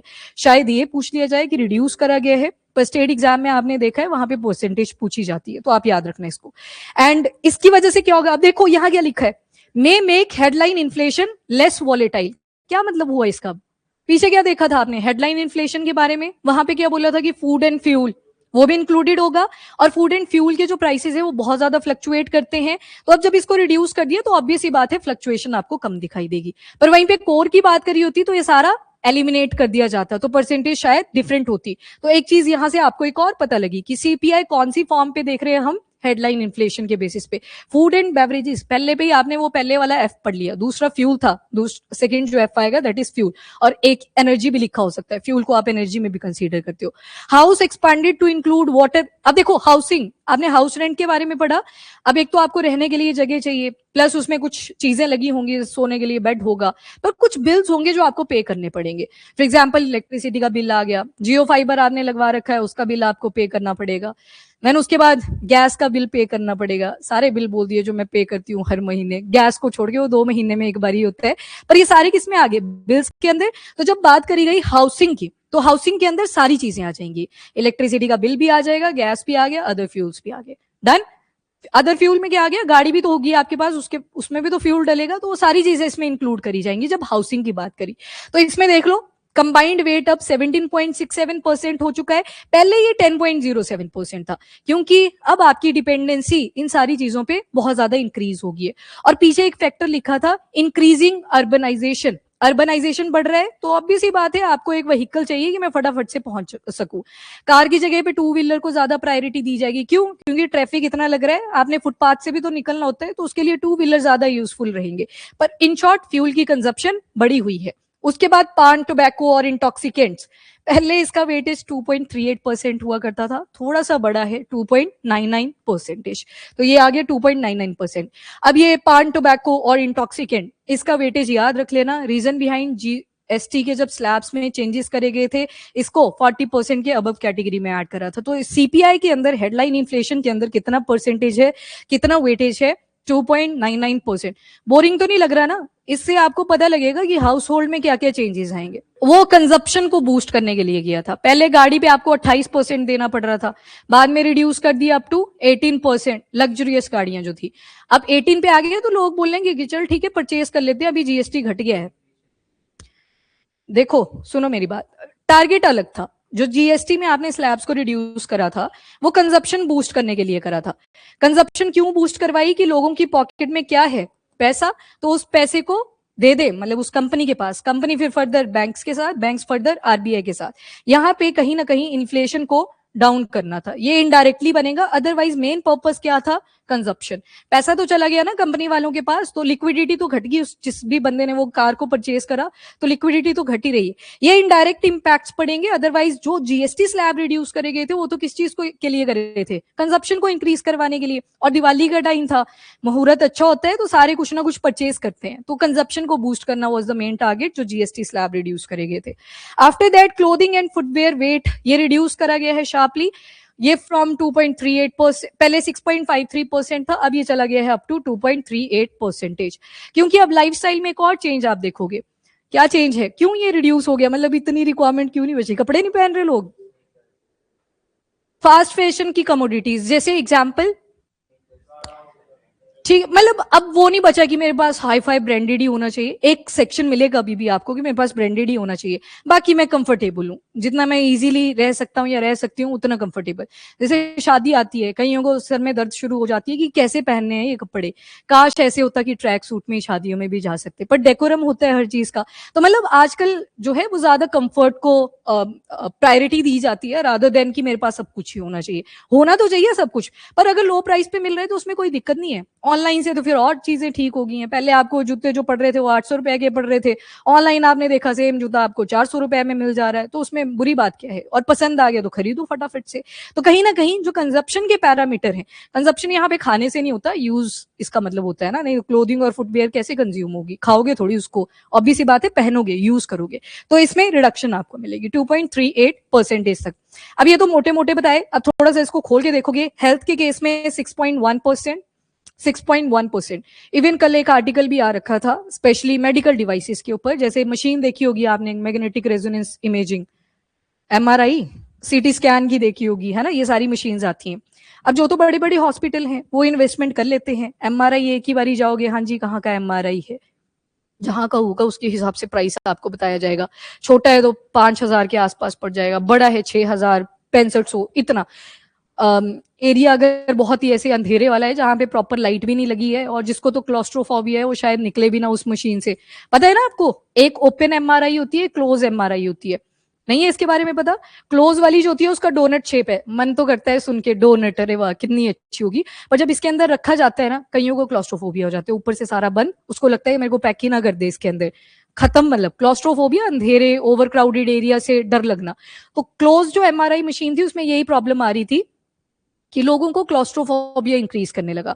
और जब तो छोटे विलेजेस में आप जाओगे, हॉस्पिटल्स में जाओगे, वहां पे तो ये मशीन्स ही अवेलेबल नहीं है। ठीक, दूसरी अब मशीन जो आई है वो भी डोनट शेप है, पर 2 डोनट लगा दिए, एक ऊपर एक नीचे, साइड से खुला है पूरा। तो जिसको क्लॉस्ट्रोफोबिया था वो ओपन के लिए ऑप्ट कर सकते हैं। अभी के लिए नॉर्थ पार्ट ऑफ इंडिया में देखोगे सिर्फ दिल्ली में ये वाली मशीन है ओपन डोनट वाली, वो भी शायद एक स्पोर्ट्स वाला कोई हॉस्पिटल है वहीं पे अवेलेबल है, अदरवाइज यही वाली है। अब इसमें टेस्ला की आती है, टेस्ला में एक नैरो बोर की आती है, एक वाइड बोर की आती है। जिसे क्लॉस्ट्रोफोबिया नहीं है नैरो बोर में भी करवा सकता है, मतलब वो जो सर्कल होगा बिल्कुल ऐसे टच करके जाएगा शायद। और वाइड बोर उनके लिए जिनको शायद क्लॉस्ट्रोफोबिया है, पर अगर कोई है साथ में खड़ा हुआ तो वो शायद उसको टॉलरेट कर जाए, तो थोड़ा सा स्पेस ज्यादा होएगा वाइड बोर। महंगाई इधर को चलते जाओगे बढ़ती जाएगी, थोड़ी महंगी नैरो बोर, ज्यादा महंगी वाइड बोर, उससे महंगा ओपन बोर। मशीन कितने की आती है, करोड़ में पैसा चला जाता है। अब एक क्वेश्चन मार्क उठा था, सीपीआई इन्फ्लेशन, ये देखो यहाँ पे 6.1%। एक refurbish form of medical devices होती है कि बड़े हॉस्पिटल ने पहले मशीन को यूज कर लिया, अब शायद मार्केट में कोई अपग्रेडेड वर्जन आ चुका है, तो वो क्या करेगा, उसी मशीन को किसी और को बेच देगा लो प्राइसेस के ऊपर। तो वो जो चेन है सप्लाई की उसके ऊपर अब चेक रखना पड़ेगा, ये चीज बोली गई थी। मतलब उतना इंपॉर्टेंट नहीं है, बट स्टिल जो लोअर हॉस्पिटल्स हैं या जिनके पास फाइनेंशियली उतनी चीजें अवेलेबल नहीं है उनके लिए वो आर्टिकल आया था। Anyways, next is furnishing and house hold maintenance 4.47%। Transport इसको आप छोड़ सकते हो, बस जो याद रखनी है that is education. Aesthetic word सुना है सभी ने, aesthetic house, aesthetic room, aesthetic product, आजकल ये भी चल रहा है, तो इसके लिए भी एक स्पेशल वेटेज दी गई है। Recreation sports and culture 1.52%। खरीद रहे हैं ना ये, जैसे वो लॉर्ड बुद्धा के छोटे छोटे आते हैं, लाफिंग बुद्धा भी आता है एक, तो बुरा मत बोलो, बुरा मत देखो, बुरा मत सुनो, बुरा मत सोचो, चेयर पे बिठा के। हाँ, नहीं, लॉर्ड बुद्धा के भी सेम ही आ रहे हैं एस्थेटिक वर्जन से। गांधी जी कहाँ लगेंगे उतने एस्थेटिक जितने लॉर्ड बुद्धा के आइडल। हाँ हाँ, वो बंदर तो गांधी जी के ही थे, 3 थे जो बुरा मत बोलो, बुरा मत देखो, बुरा मत सुनो। हाँ, वो खुद ही एस्थेटिक हो गए, वो तो नोट के ऊपर है। अभी भी आप नोट पे देखोगे बैक साइड पे चीजें चेंज कर दी हैं, पर नोट के ऑब्वर्ड साइड पे अभी भी किसका फोटो है, महात्मा गांधी का। 2000 के नोट पे किसका है, मंगलयान, जो कि अब लीगल टेंडर है ये, पर ये डिमोनेटाइज हो चुका है, मतलब आपको सप्लाई चेन में नहीं दिखेगा, परचेजिंग सेलिंग में नहीं दिखेगा। हाँ बिल्कुल। उसके अलावा रेस्टोरेंट और एकोमोडेशन 3.35%, पर्सनल केयर और मिसलेनियस 5.04%। अच्छा, पर्सनल केयर, ये सीपीआई इन्फ्लेशन आ गया। याद होगा आपको जब बजट पड़ा था तो कस्टम ड्यूटीज में भी कुछ चीज फिक्स करी गई थी पर्सनल केयर आइटम्स पे, 10%, बस वो 10% कस्टम ड्यूटी के साथ याद रख लेना, यहाँ पे 5.04% है। एक रीडिंग कर लेना इसको बाद में, अभी जरूरत नहीं है। ट्रांसपोर्टेशन 8.8%। अभी 2-3 दिन पहले चंडीगढ़ में वर्चुअली प्राइम मिनिस्टर ने फ्लैग ऑफ करा इलेक्ट्रिकल जो बसेस हैं, कितनी बसेस हैं, आई थिंक, हाँ नंबर देख लेना, फ्लैग ऑफ करी, मतलब इलेक्ट्रिकल जो बसेस है।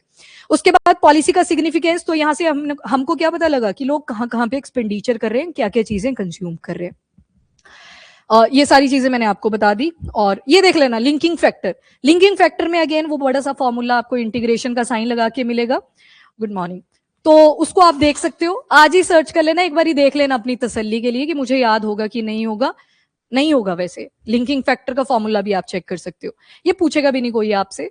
अब ये देख लो बेसिक सी चीजें जो आपने अभी पढ़ी कि सर्वे कौन सा यूज करा, तो हाउस होल्ड कंजप्शन एक्सपेंडिचर सर्वे 2023 और 24, और रिवाइज कर दिया गया है ईयर फ्रॉम 2012 टू 2024। 6 ग्रुप से पहले अब कितने हो चुके हैं, 12, और इंटरनेशनल पैरामीटर्स को मीटअप करना है, और यूनाइटेड नेशन का है वो 2018 में आया था, classification of individual consumption according to purpose, COICOP भी इसको बोल देते हैं। तो इस फ्रेमवर्क को मीटअप करना था। यहाँ पे भी सीपीआई के बारे में डिटेलिंग दी है, हमें खुद को दिखाना होता है ना इंटरनेशनली कि हम क्या काम कर रहे हैं अपनी कंट्री को ग्रो करवाने के लिए, तो ये आ जाएगा। और रिलीज करेगा डेटा सारे पूरे पैन इंडिया लेवल और स्टेट लेवल पे भी, रूरल अर्बन सारी चीजें यहाँ पे इंक्लूडेड है। पीछे आपने देखा रूरल डेटा भी था, अर्बन डेटा भी था। सवाल बन सकता है कि जो सीपीआई इन्फ्लेशन है सिर्फ अर्बन एरियाज को फोकस करती है, तो आंसर होगा नो, रूरल एरियाज को भी फोकस कर रहा है, सारे सेक्टर्स को फोकस कर रहा है। इसके अलावा जो आइटम्स रिमूव हुई हैं वेरी इंपॉर्टेंट, जैसे कि वीसीआर, वीसीडी, डीवीडी, सीडी, ये सारी चीजें जो थी वो अब रिमूव कर दी गई हैं क्योंकि आउटडेट हो गई हैं। अब पैटर्न टेक्नोलॉजी के चेंज हो चुके हैं तो इन सारी आइटम्स को रिमूव कर दिया गया। क्वायर रोप वगैरह, कैसेट्स होगी, ये सारी चीजें रिमूव कर दी गई हैं। एंड नई एडिशंस क्या क्या करी गई हैं, तो पहले अर्बन एरियाज में आप रेंटेड हाउस का कॉन्सेप्ट पढ़ते थे, अब रूरल एरियाज में भी ये रेंटिंग जो हाउसिंग का कॉन्सेप्ट है आ चुका है।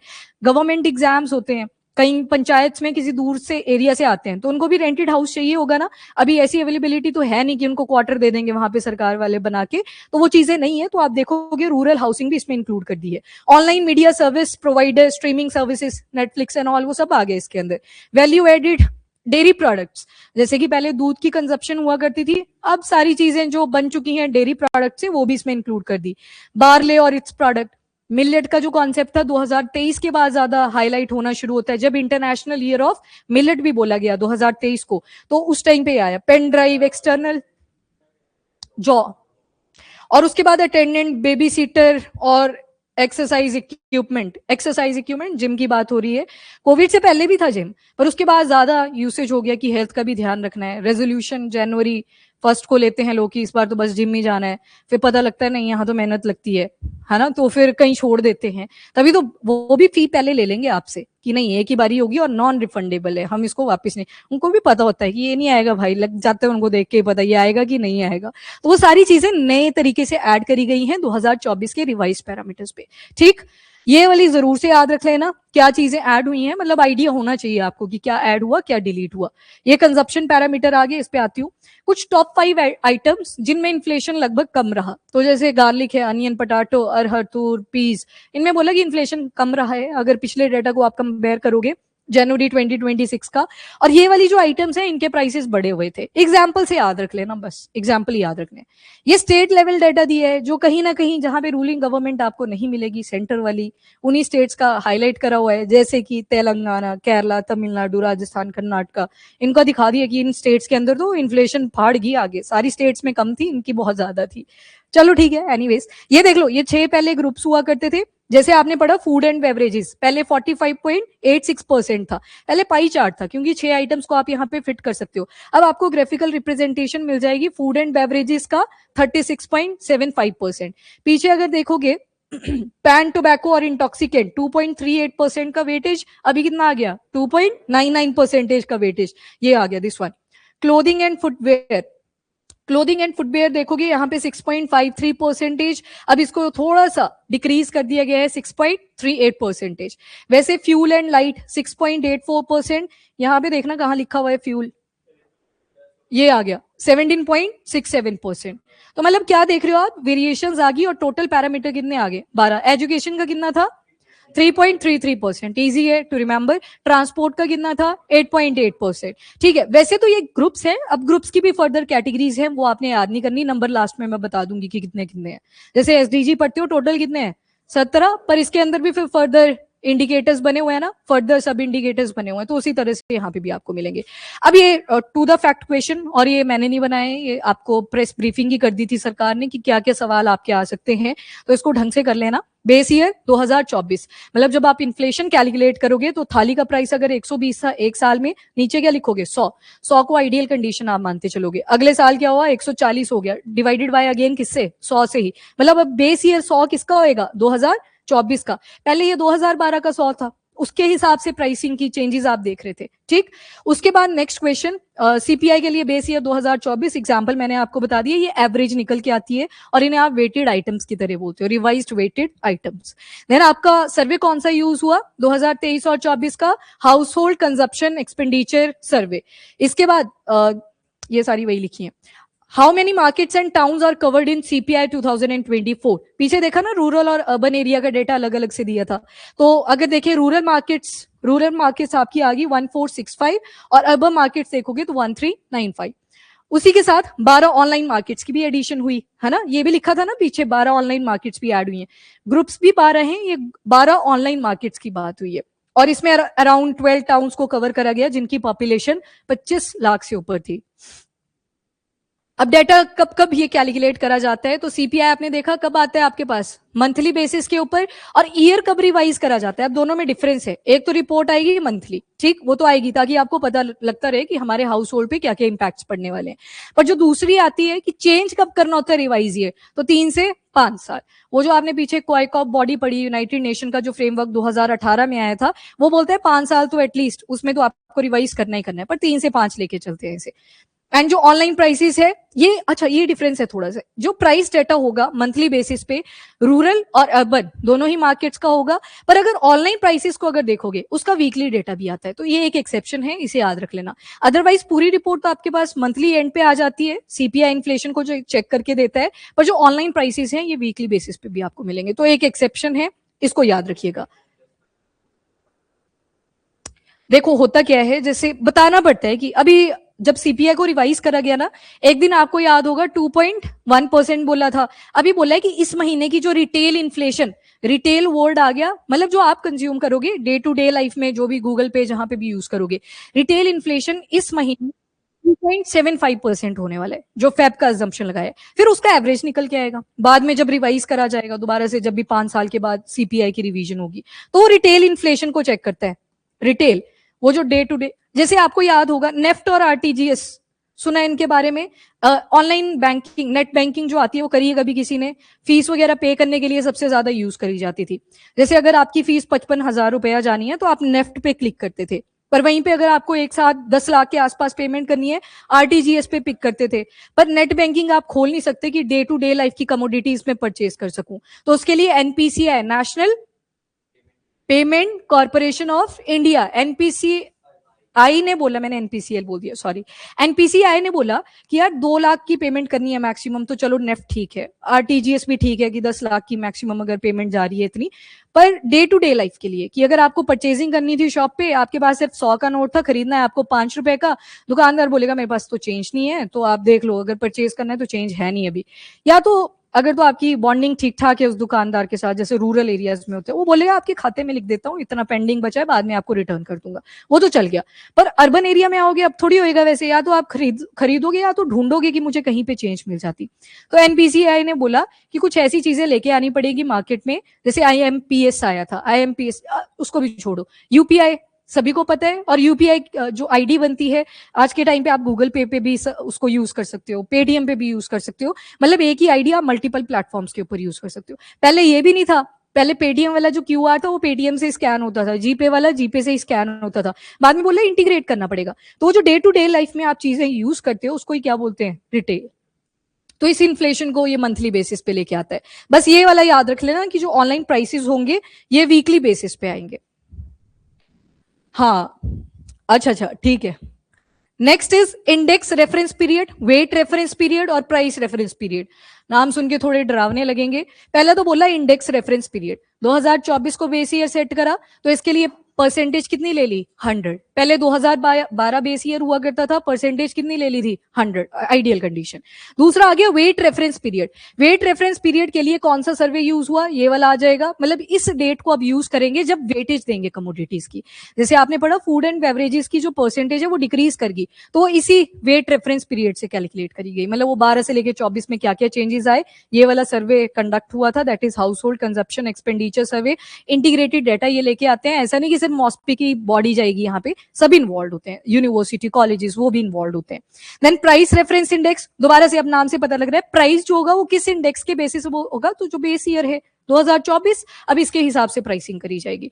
तो मतलब पूछा तो नहीं जाएगा, पर ध्यान रखना, वेटेज की अगर बात हुई तो सर्वे का नाम याद आना चाहिए। इंडेक्स रेफरेंस आया तो 2024 आ चुका है।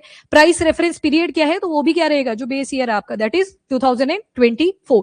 अब इसके बाद मेजर चेंजेस क्या क्या करे गए सीपीआई के अंदर, तो नंबर 1 इज जो फ्रेमवर्क यूनाइटेड नेशन का है 2018 का, उसके पैरामीटर्स को मीटअप करना था हमको, तो वो सबसे इंपॉर्टेंट चीज आ गई। Methodology, inclusion of alternative data sources, मतलब जो भी चीजें हम यूज कर रहे हैं नेशनली इंटरनेशनली, वो सारे पैरामीटर्स यहाँ पे ऐड करने की ट्राई करी गई। देन क्या ऑनलाइन मार्केट इंक्लूड करी गई है, तो answer is yes, 12 online markets आपने पढ़ी। और उसके अलावा कितने टाउन्स कवर करे, तो 12 ही टाउन्स कवर करे जहां पे पॉपुलेशन मोर देन 25 लाख की थी, ये भी याद रखना। और इसी के साथ जो प्राइस कलेक्शन करी जाती है एयर फेयर की, टेलीफोन, ओटीटी प्लेटफॉर्म, जो ऑनलाइन प्लेटफॉर्म के थ्रू होती है, तो वो भी इंक्लूड कर दिया है। प्रीपेड, पोस्टपेड दोनों इंक्लूडेड है। नेक्स्ट इज कौन सी ऑर्गेनाइजेशन कलेक्ट करती है data for MoSPI, ministry of stat and programme implementation के लिए लिखा था ना, पीछे एनएसओ कर दिया था, नेशनल सैंपल सर्वे, और एनएसओ भी आता है आपका नेशनल स्टैट ऑफिस, इनको मर्ज कर दिया गया था बाद में। देन उसके बाद आता है आपका सीपीआई 2024 की सीरीज। अब इसमें सबसे इंपॉर्टेंट पोर्टल आ चुका है, ई सांख्यिकी पोर्टल, कि ये जो सारा डेटा देखा, जितने भी आंकड़े आपने देखे, ये कौन से पोर्टल के ऊपर अवेलेबल मिलेंगे, तो यहाँ पे सारी इंफॉर्मेशन आपको दे दी गई है।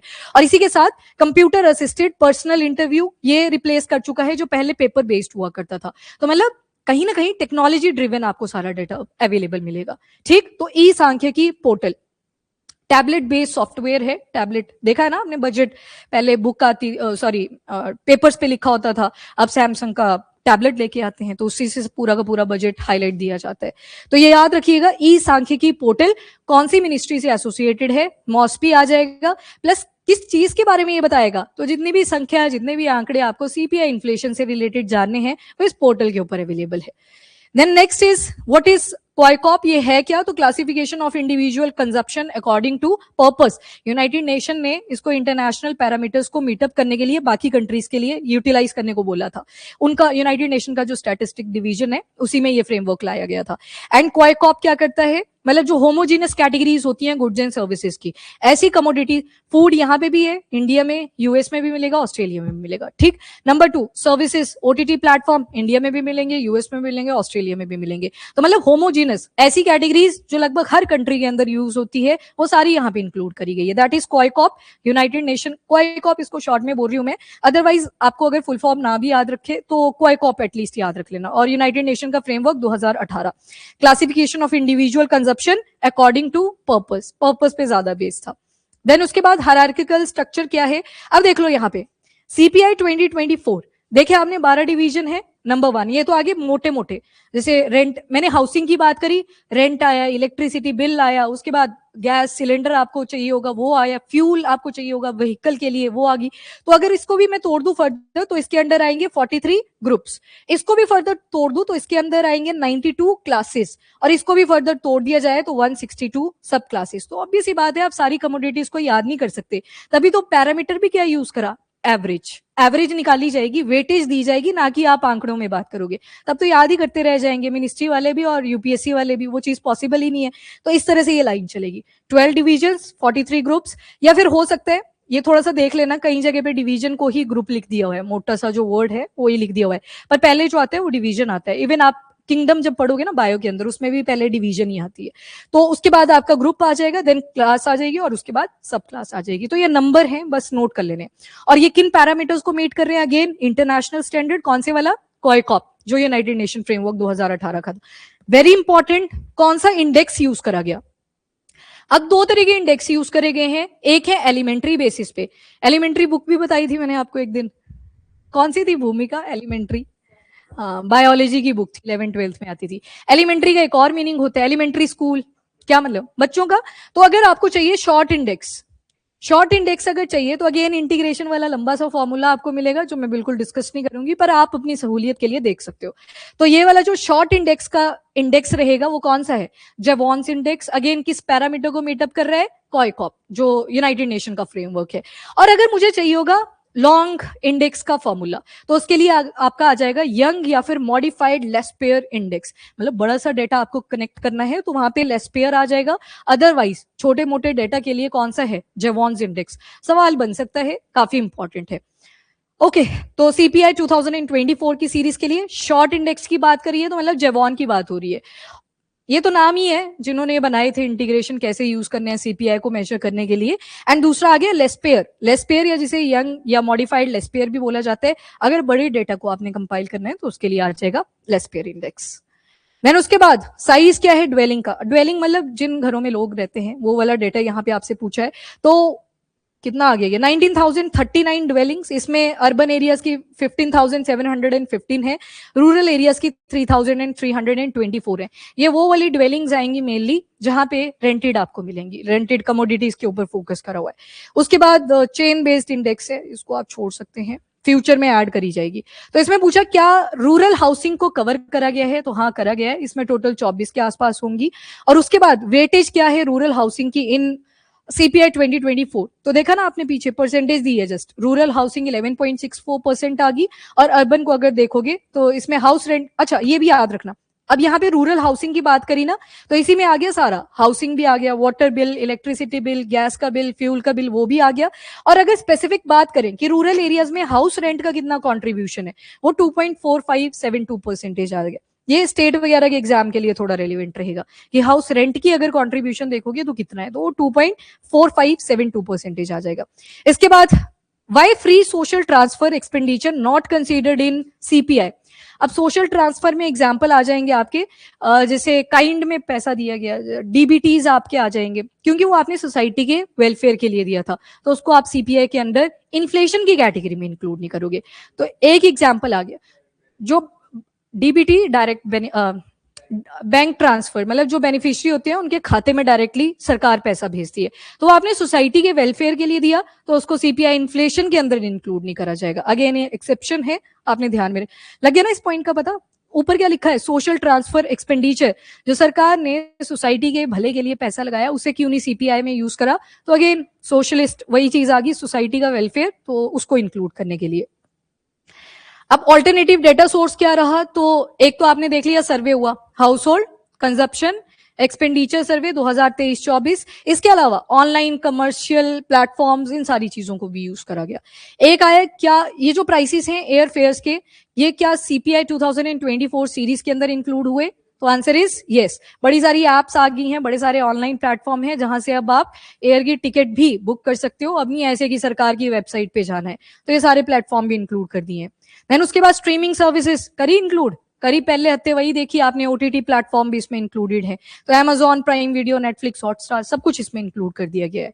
देन उसके बाद क्या प्रीपेड और पोस्टपेड मोबाइल प्लान्स इंक्लूड करे गए हैं, तो दोनों करे गए हैं, प्रीपेड भी इसमें इंक्लूडेड है, पोस्टपेड भी इसमें इंक्लूडेड है। और डेटा सब्सक्राइबर्स का कहां से उठाया, from try, telecom regulatory authority of India. Next is postal और मनी ऑर्डर चार्जेस, ये कहां से उठाए, तो डिपार्टमेंट ऑफ पोस्ट से उठाए, और उनका भी जो एडमिनिस्ट्रेटिव डेटा है वो कलेक्ट कर लिया गया था, ताकि इन ऑर्डर्स के बारे में भी हमारे पास इंफॉर्मेशन हो। सोर्स क्या रहा फॉर द रेल फेयर, तो आपकी मिनिस्ट्री ऑफ रेलवे आ जाएगी, उनका भी एडमिनिस्ट्रेटिव डेटा अगेन यूज करा गया। चाहे से आप किस मर्जी एप्लीकेशन का यूज करें, डेटा अल्टीमेटली किसके पास पहुंचता है, मिनिस्ट्री ऑफ रेलवे, मतलब जहां पे भी आप साइन कर रहे हो। जैसे मैंने बोला आईएमपीएस बनाया एनपीसीआई ने, बोला एक टर्म, इसको इंटीग्रेट करा यूपीआई, क्योंकि ये भी अगेन इजी टू यूज नहीं था पब्लिक के लिए, यूपीआई की आईडी जनरेट हुई, बोला कि गूगल पे में इसको आप यूज कर सकते हो। अब जीपे जो है इजी टू यूज ऐप है, जीपे के साथ यूपीआई को इंटीग्रेट करा, यूपीआई को ही पेटीएम के साथ इंटीग्रेट करा, और भी जो प्लेटफॉर्म आप यूज करते हो। अब बोला कि जीपे में कई बार बैंक सर्वर डाउन हो जाता है, तो एक फीचर आपने देखा होगा यूपीआई लाइट, उसमें आपने 5,000 मैक्सिमम अगर पैसा डाल दिया, आपको बस अमाउंट डालना होता है, गलती से एक जीरो एक्स्ट्रा लगी, पे क्लिक हो गया, वो पे होके ही रहता है, उसके बाद आप रोक नहीं सकते। बैंक सर्वर से जब आप करते हो तो वहां पे वो पहले पिन डालने को बोलेगा, उतने में अमाउंट को चेक कर लेते हो। यूपीआई लाइट में 5,000 डाला है आपने, 2,000 की पेमेंट करनी, आपने पेमेंट डाल दिया कि 2,000 मुझको ट्रांसफर करना है, उसके बाद आप पे क्लिक करोगे, वो सेंड हो गया, पिन की जरूरत नहीं रही यहाँ पे, ठीक है, यूपीआई लाइट। फिर दिक्कत आएगी ये तो चलो बाद में आया, गूगल पे और पेटीएम इनके स्कैनर एक दूसरे के लिए यूज नहीं हो पा रहे हैं, तो बोला कि एक ही यूपीआई आईडी है, इंटीग्रेट कर दो, जो भी स्कैनर हो सब जगह पे यूज होगा। तो मतलब फोकस कहां पे करा गया कि कस्टमर के लिए इजी टू यूज रह जाए। यहाँ पे आपकी प्राइवेट एंटिटीज आ चुकी हैं, ये सरकार ने मेन फोकस करा, डेटा तो मेरे पास होना चाहिए, तो डेटा पहले यूपीआई के पास, यूपीआई से किसके पास जा रहा है, आईएमपीएस, तो डेटा किसके पास आ गया, एनपीसीआई, मतलब ये चेन बनी है, सरकार के पास आपका सारा डेटा अवेलेबल रहेगा। लग गया पता अब इसका क्या इंटीग्रेशन होता है। तो जैसे एक एग्जाम्पल और है कि डेटा फ्यूल प्राइसेस के लिए कहां से उठाया गया, वो पेट्रोल है, डीजल, एलपीजी, सीएनजी या पीएनजी, अब याद है ना full form, PNG pipeline natural gas, CNG compressed natural gas, और लिक्विफाइड पेट्रोलियम गैस। तो retail selling price fuel items की कलेक्ट करी गई from ministry of petroleum and natural gas, और उनका भी petroleum planning and analysis cell. उसके बाद item level indices at rural और अर्बन और कंबाइंड भी लिखा हुआ है, लिखा था ना पीछे रूरल अर्बन और कंबाइंड, तो ये वही टर्म बोली हुई है दोबारा से। तो ग्रुप्स, क्लासेस, सब क्लासेस, सारी चीजें इंक्लूड करी मैंने, नंबर आपको बता दिए पीछे, वो जो 12 डिवीजन थे, देन ग्रुप्स थे, उसके अंडर क्लास थी, सब क्लास थी। एंड क्या स्टेट लेवल सीपीआई भी रिलीज होगा? तो हाँ, आंसर इज यस, पीछे लिखा था पैन इंडिया लेवल भी और दूसरा स्टेट लेवल भी आएगा, और एवरी मंथ इसको रिलीज करा जाता है। सिर्फ एक चीज वीकली आएगी, वो क्या थी? Online services. ऑनलाइन सर्विसेज का वीकली डेटा भी आपको मिलेगा। ये लो जी, ये सारा आप जिसको होगा इंटरेस्ट याद कर सकता है, पर इतना याद करके कोई फायदा नहीं है। जो थोड़े से डिटेल में आपको पता होने चाहिए थे मैंने आपको साथ के साथ ही बोल दिए। आपका नाम? आपने पहले क्लास लगाई है? नहीं, ओहो, आपकी भी फर्स्ट थी। आज इकोनॉमी का टक्कर गया जरा, आर्टिकल थोड़ा टफ होता है, अदरवाइज इजी आते हैं आर्टिकल। समझ आ गया थोड़ा थोड़ा आपको? मतलब जो आप खाते पीते हो उसी की बात करी हमने, यहाँ पे प्राइसेस में चेंजेस हुए हैं, ठीक है। और तो नहीं था कोई न्यू स्टूडेंट?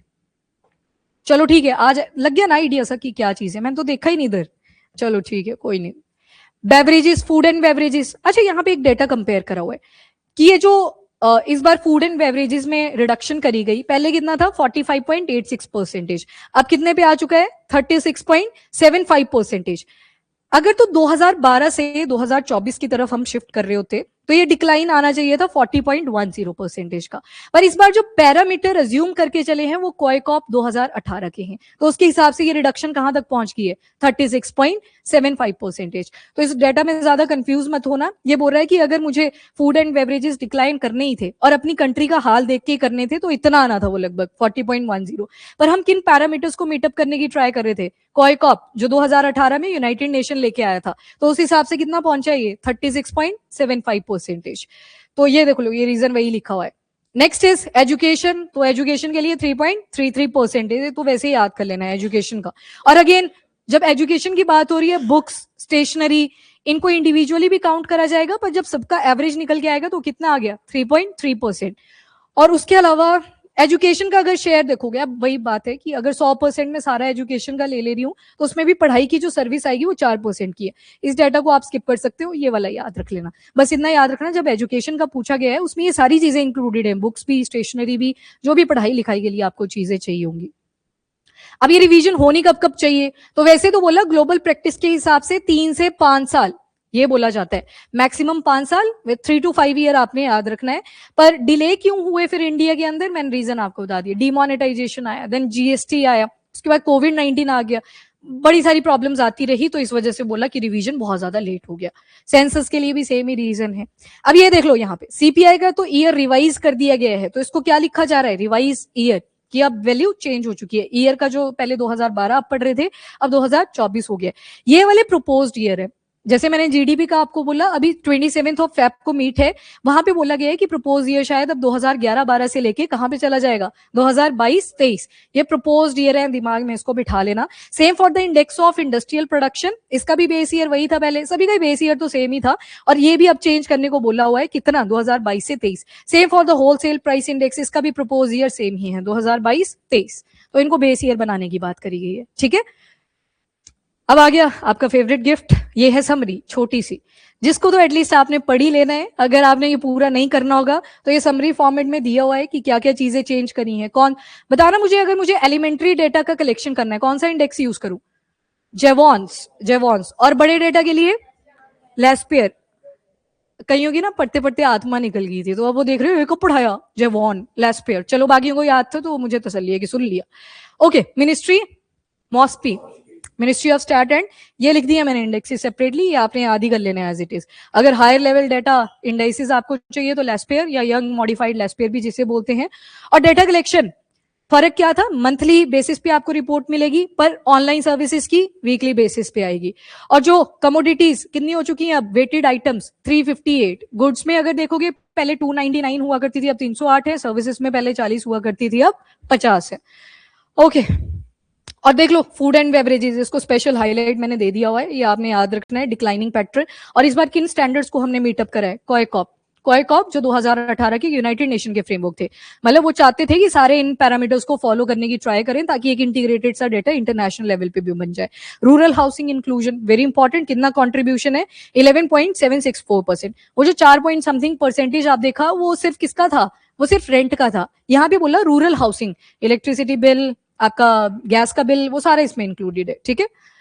न्यू आइटम्स क्या क्या ऐड हुई, अगेन इंपॉर्टेंट, क्या चीजें डिस्कार्ड कर दी गई, वेरी इंपॉर्टेंट, ये पूछे जा सकते हैं, थोड़ा सा इसको याद रखना है। डीवीडी वगैरह अब थोड़ी यूज होते, कैसेट, रेडियो का जमाना है कोई ऐसा जो रेडियो पे सॉन्ग सुनता था? वासु सुने रेडियो पे सॉन्ग? हाँ ठीक है, वासु तो नाराज ही लग रहा है, चलो कोई बात नहीं, चल जाएगा। सुना है रेडियो पे, ठीक है। पहले होता था ऐसे कैसेट आती थी और गलती से भी उसके अंदर एक ब्लैक कलर की थिन फिल्म हुआ करती थी, कईयों को लगी तो रहती थी खुरापात, पेंसिल उठाई, निकालना शुरू करा, कैसेट खत्म, फिर देख रहे हो वो खराब होगी, तो उसकी शेप कुछ ऐसे होती थी, ऐसे होता था, बीच में 2 सर्कल होते थे, यहाँ से रोटेट करने की भी फैसिलिटी आती थी, फिर लगे हुए हैं उसको पकड़ने, फिर नहीं हो रहा है, फिर पिटाई होएगी, पक्की बात है। तो रेडियो का भी टाइम था, तो अब वो आउटडेटेड हो चुकी हैं, तो आज के टाइम पे आपको ये आउटडेटेड हो गई है, तो रिमूव होती हुई दिखाई देंगी फ्रॉम सीपीआई, अब इनको इंक्लूड नहीं करा जाएगा। और गैजेट्स, एक टाइम पे तो ये बैंड हुआ भी नहीं करते थे, पहले कैसा बैंड आता था, माय बेस्ट फ्रेंड, उसी को हरे रंग का पिंक रंग का मिक्स से कलर होते थे ना, अब चेंज हो चुके हैं पैटर्न, अब आपके वॉचेस भी बैंड का रूप ले चुकी हैं, तो अब वो गैजेट्स ऐड कर दिए। तो ये सारी चीजें थी, आप इस समरी को एक बारी ये तो एटलीस्ट देख ही लें, बाकी ना भी देखा